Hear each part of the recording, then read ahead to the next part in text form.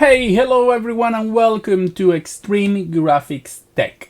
My name is Angelo and today I would like to ask you to indulge me in this little conversation I want to have. I want to talk a little bit about myself so you understand where I'm coming from and why I'm going to say the things I'm going to say. I also have to make the remark that these are my opinion and only my opinion. You don't have to agree with them and you can have your own. However, this is my perception of things, okay? So, I am 43 years old. My first PC, I got it in 1986 and it was an IBM PC Junior. I didn't have too much time with that because, to be honest, I didn't know with 6 years. I was 6 years old at the time, too much what to do with that computer. However, 1 year later, I got a 286 with MS-DOS. That is the computer where I started to learn everything about PC, and that's what, let's say, drove me to go into professional working with IT. I've been a professional of IT for around 20 to 25 years. I work with many big corporations, many small corporations, many small companies. So I have worked on different areas of IT, and right now I'm working in the research department, to call it in a way, okay, of IT. So when I do tests and all the things I do in my channel, I do them mostly out of my own curiosity. I want to test things. That's the reason I have so much of the things I can afford and buy them just to do tests. But I think at the same time, I put them on my channel because I think I'm not the only one that may have these same curiosities. I am from South America, from Venezuela to be precise. So growing up in South America, even though at the time I had the opportunity to have a 286, which was a very expensive computer at the time, there was a series of reasons that made me had that computer. However, I was never on the top of the line, like having the latest and best computer. So that 286 lasted me for a long while, and that's where I developed my love for like point and click adventure games like Monkey Island, all the Sierra games, and everything that were coming at the time. So for me, I love that time because it was like a constant development. I didn't even have like a Sound Blaster or Adlib or anything like that. I used PC speaker. It wasn't until I got my 386 that I got also like a Sound Blaster Pro, and then years later I had a 486, 686 from Cyrix at the time. Pentium 2, I never had a Pentium normal. I went to a Pentium 2. Then many years I had to wait for, I would jump to an Athlon XP and so on. And in between I was, from time to time changing like 3D accelerators. I had like a Voodoo, then a Voodoo 2. But those were things that, they had to last me a long time. And also they were not like the best of the best. You could have like two Voodoo and SLI, or you could have like a Voodoo 3 when it came out. And many times I jumped, for example, from a Riva TNT2 to a GeForce 4. At the time, I think it was the GeForce TI 4600. So the reason I'm saying all of this is because, as you have read from the title of this video or the thumbnail, I've been seeing a trendy lately that is really like grinding my gears here, which is like the PC space is only for the rich and the elitist. And I don't mean because of the prices of GPU, which of course they are. You need to have a lot of money to buy some of those GPUs at the time. And this is me saying it having an RTX 4090. But the fact that I have this now doesn't mean I grew up having these opportunities. If I was still working in Venezuela, I live in the UK now, I probably would not have a 4090.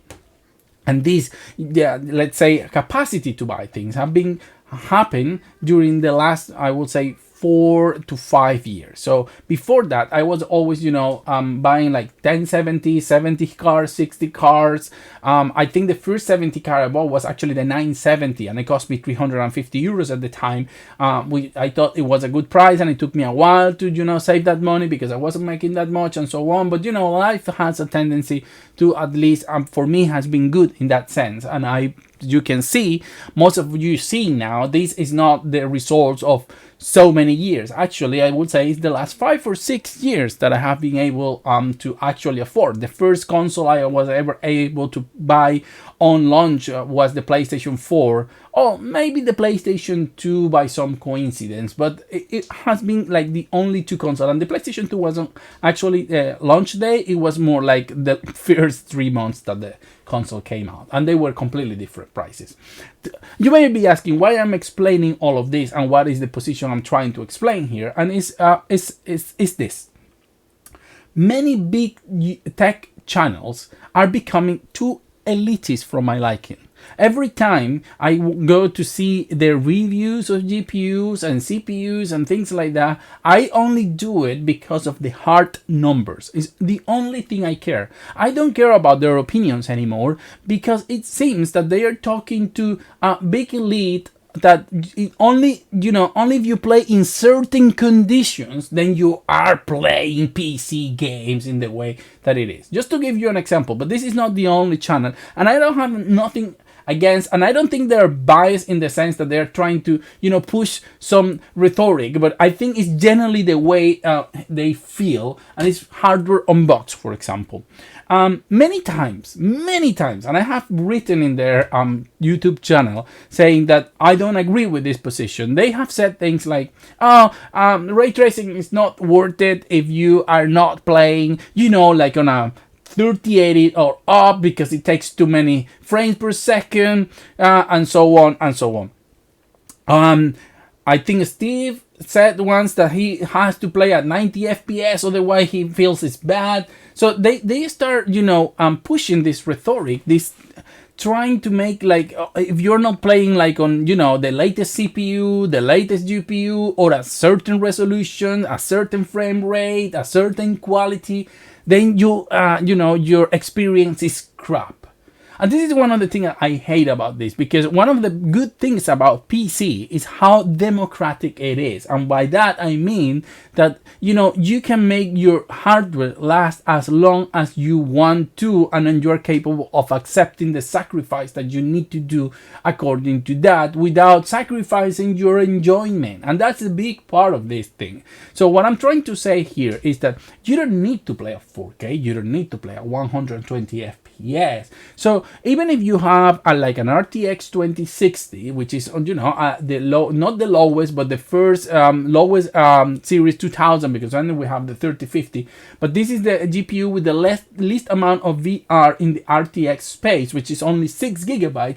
You can still enjoy ray tracing. Maybe you cannot go and put like super high levels of ray tracing, but if you know how to set up everything, like put medium settings and maybe 1 or 2 option for ray tracing shadows, the game will end up looking better than without the ray tracing option. So there are ways to play games and still enjoy them. And if you don't mind, you can even go, if you don't mind playing at 30 FPS, depending on the game, maybe you enjoy just playing Red Dead Redemption 2 at 30 FPS, but with higher resolution or higher quality.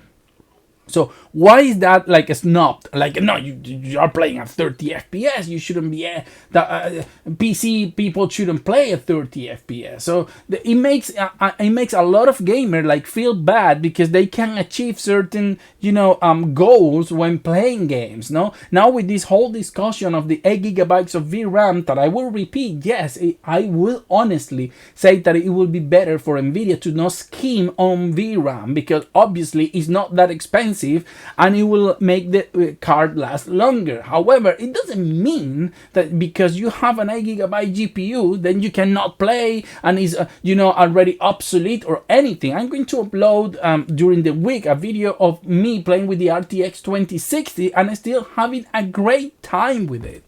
Getting to 60 FPS, very good image quality and everything, without even sacrificing too much, and still inside 6 GB of VRAM.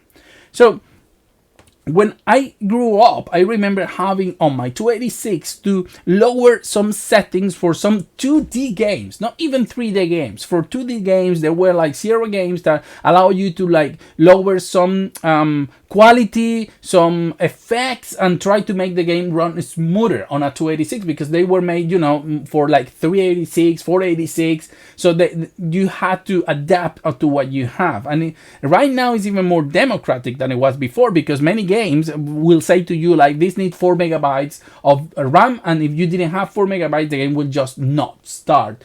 Or this needs a 386, and if you didn't have a 386, the game will just not start because of the Matco processor or something, or the speed that the game needed, anything, but the game will just not start. Right now, you can maybe, you don't have the latest and greatest of GPU and CPU, and you can say, well, you know what, I still am going to enjoy this at 720p 30 FPS medium graphics, because that's what I like. Or I'm going to put a 1080p with DLSS quality or ultra performance, and still enjoy whatever it is that you enjoy. You may enjoy more FPS, you may enjoy more image quality, or even at lower quality settings and everything, you still enjoy the game.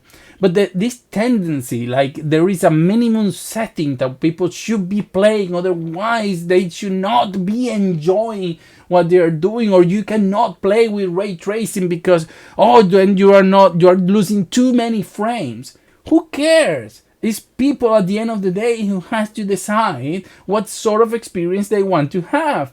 If somebody's happy playing Spider-Man at 30 FPS 1080p with ray tracing, why is that worse than somebody playing the same game at 1440p 19 FPS?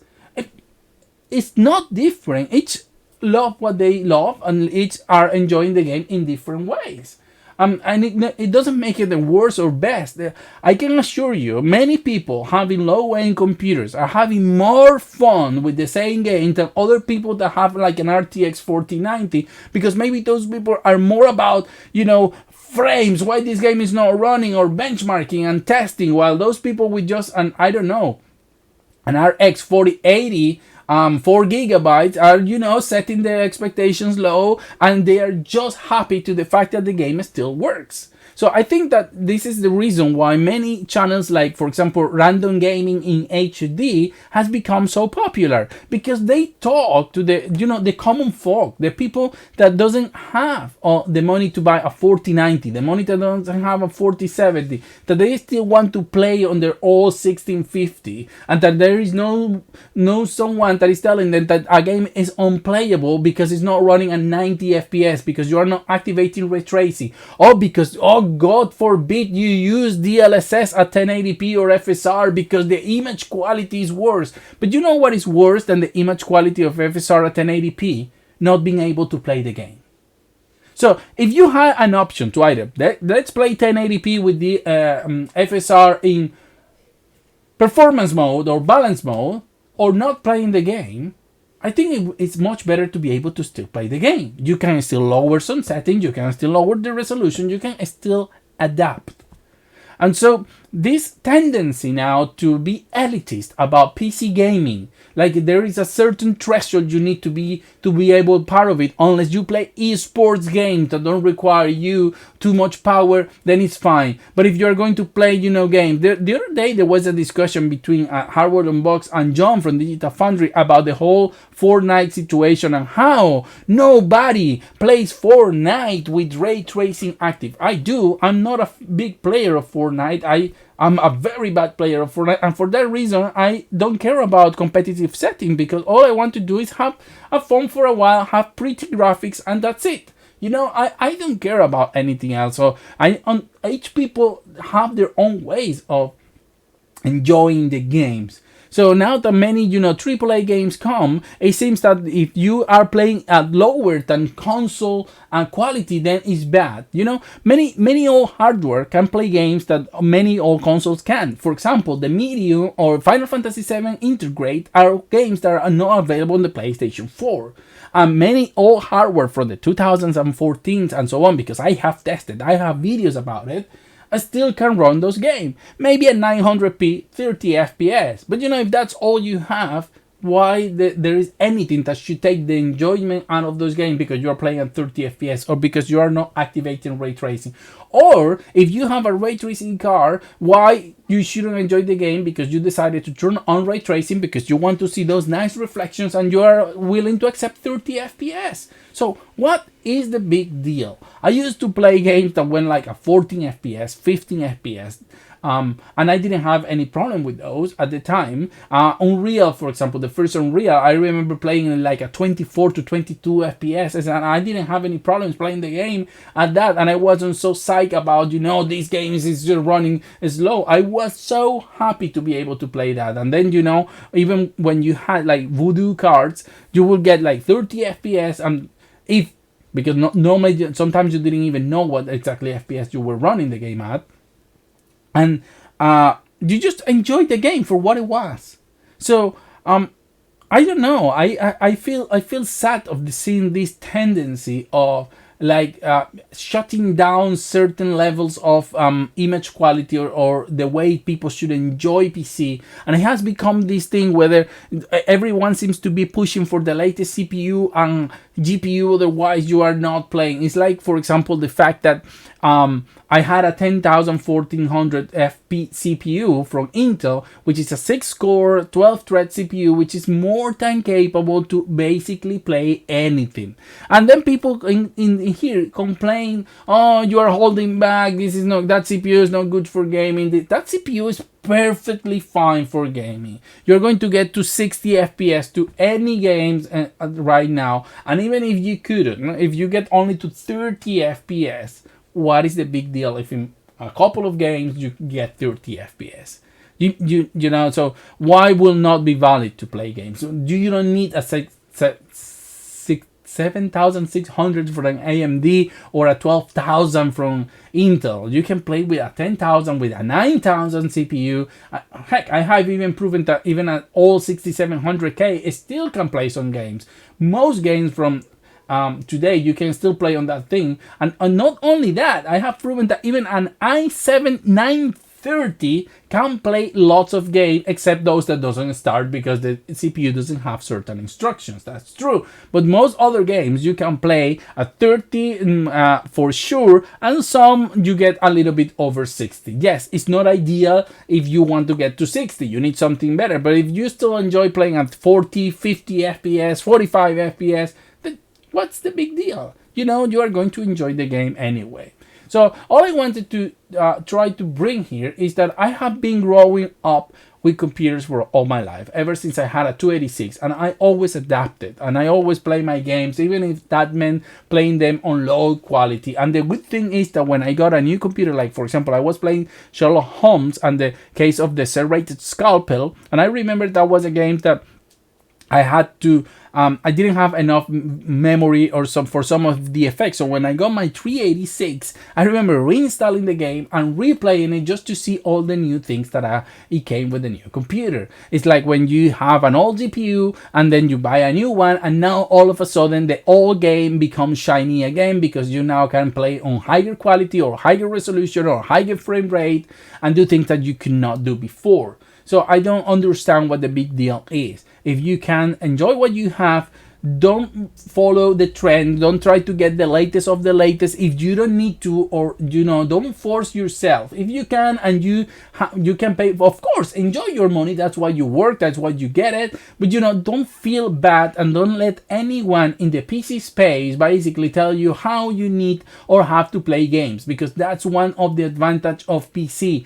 You have the last word. You either want more resolution, more FPS, more quality, and you can set those things any way you want that pleases you. So if you want to play at 30 FPS, higher quality, do it. There is nothing telling you that you have to play at 60. If you want to play at 120 FPS, very low quality, 720p, do it, because you love FPS and that's your decision. So each one should play with what they have without feeling ashamed because they're not having the latest and the greatest. Thank you, and see you on the next video.